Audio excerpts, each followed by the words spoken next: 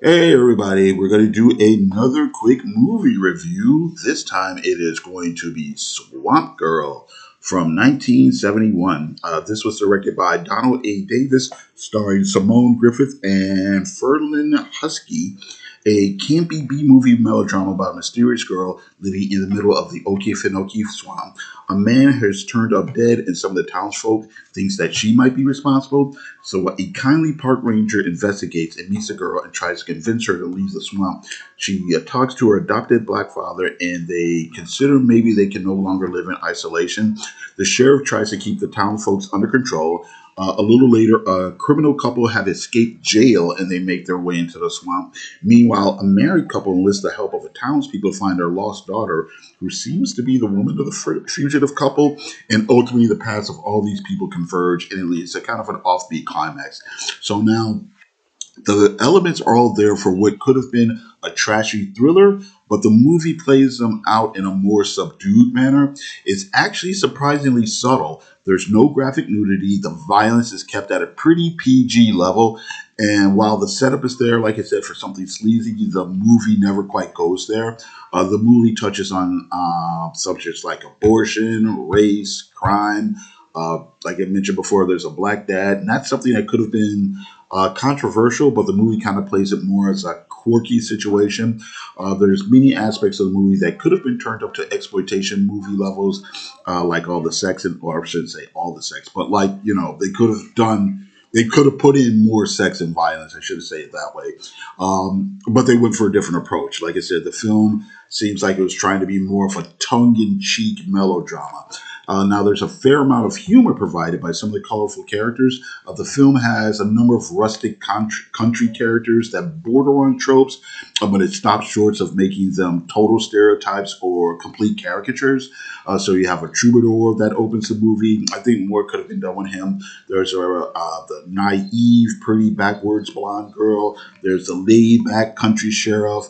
A couple of good old boys, and like I said, one or two backwoods criminals. A couple of them come across as funny beer drinking guys who break the rules and have to be reined in by the local sheriff. So now the acting, it's okay-ish for a B-level movie. No one was bad enough to take me out of the scenes. I'd say Simone Griffith has an interesting amount of beauty and brings some likability to her role. I'd say the best or probably most naturalistic performance is probably Ferlin Husky, and the support roles from the sheriff and the other guys are okay. It's also interesting.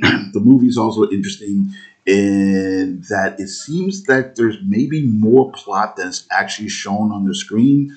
So you have bits where characters are explaining things that happen in the story, but we're never seeing them. They're never shot.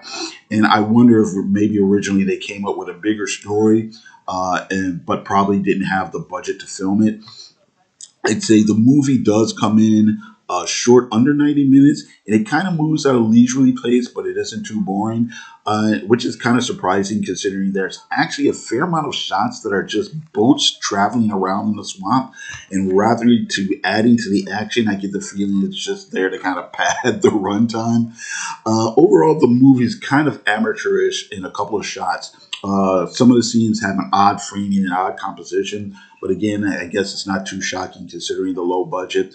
But on the other hand, it doesn't seem to be okay edited for what it is, in the sense that the movie moves along and it's not confusing, which is not always the case in other exploitation movies in this era. So just to wrap it up, Swamp Thing, of course, is not great filmmaking, but it is interesting. It has its own distinctive charm. The short runtime delivers with okay performances for actors who have some charisma. The short movie does not take itself too seriously, and with its premise, it could have been a more sleazy exploitation film, but like I said before, they went the direction that's more of a low-key melodrama. It's obviously low-budget B-movie filmmaking, and you can see where they cut the corners, but it's still fun. So again, not a great film, or maybe not even a good one by normal standards, but it is enjoyable for its short runtime and its charming leads. Okay, so that is it. Thank you very much for watching. I do appreciate it. You guys have a great day. Thank you. Oops. Oh no.